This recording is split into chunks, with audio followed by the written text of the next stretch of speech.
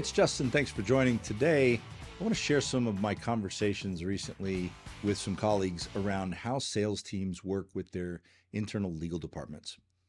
So this topic comes up because you've got quotas, you've got goals to hit, and you've got contracts going out to customers all day long. Hopefully, sometimes customers come back with, I don't like this indemnification language, I don't like this choice of law, this venue, et cetera. It's these usual suspects, these key areas that customers focus on, or customer legal departments focus on.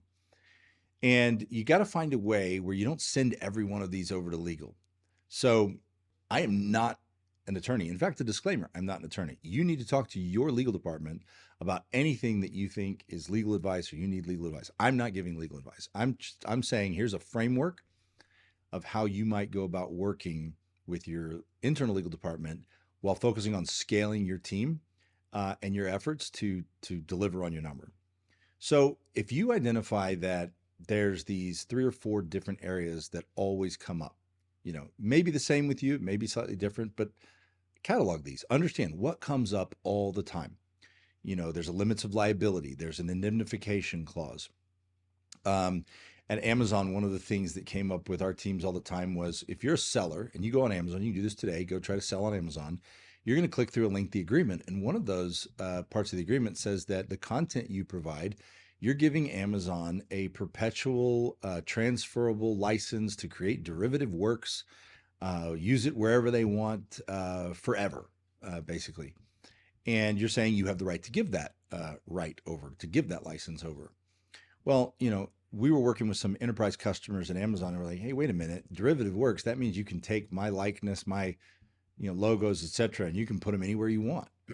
And so I'm going to talk about that in the sense of a fallback agreement. But that made sense for Amazon. It may be different for you, but it's usually limits of liability, indemnification, licenses, content, that sort of thing.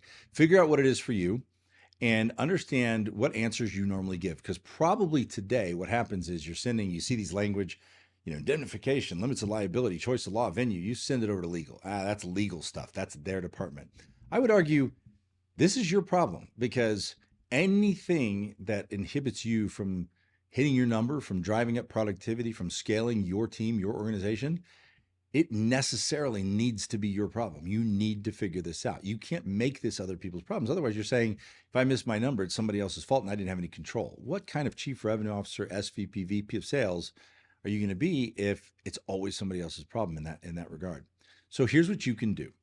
Once you've identified what these areas are, talk with your legal department. Say, hey, look, this comes up all the time. What are we comfortable with and under what situation, what circumstances? If it's only for contracts over $50,000 or only for contracts over $25,000 or whatever it is, figure out the guidelines that you want to play by, figure out the most common changes that you need to make, and get some fallback language, get some paragraphs that you as the sales leader or the executive, you can implement anytime that you approve it. So this is a scenario where your team comes to you, I've got this contract, you've coached your team, you've announced it in team meetings, you said under these circumstances, we're willing to do X, Y, and Z. And the customer comes back and says, here's the red line, here's the indemnification language, here's the choice of law or venue that we want, basically in their red lines. You've already got fallback language, so you can read what they want, look at yours, and come back and say, hey, let's meet in the middle. Here's what we can do. And you can put in place that paragraph very, very quickly. Legal already approves it. You got to document it. You got to save it in your contract storage system, in your CRM, and note it appropriately. But you have immediate access to solve that problem, to solve that roadblock on behalf of your customers and on behalf of your team. So get the language in the contract, replace it, or more commonly, what I see is, there's a standard online agreement. So you got a click through. You don't want to change it. It's a waste of time to constantly edit in DocuSign or whatever it is that you're using. So have them sign that.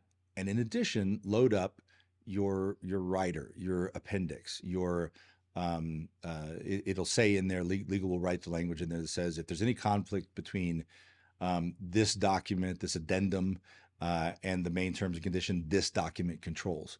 And on that document, it has those fallback paragraphs, that fallback language. And so when that paragraph conflicts with the one that's in the standard agreement, it controls and it replaces it. And the legal team, the customer will understand that. And so in that way, you can keep your normal processes. You don't have to do anything different. You have the fallback language pre-approved with legal, and you can move a lot faster. So think about that. If this type of stuff is helpful, like it, subscribe to this channel, and leave your comments below. I'd love to hear from you. Thanks again for listening, and we'll talk soon.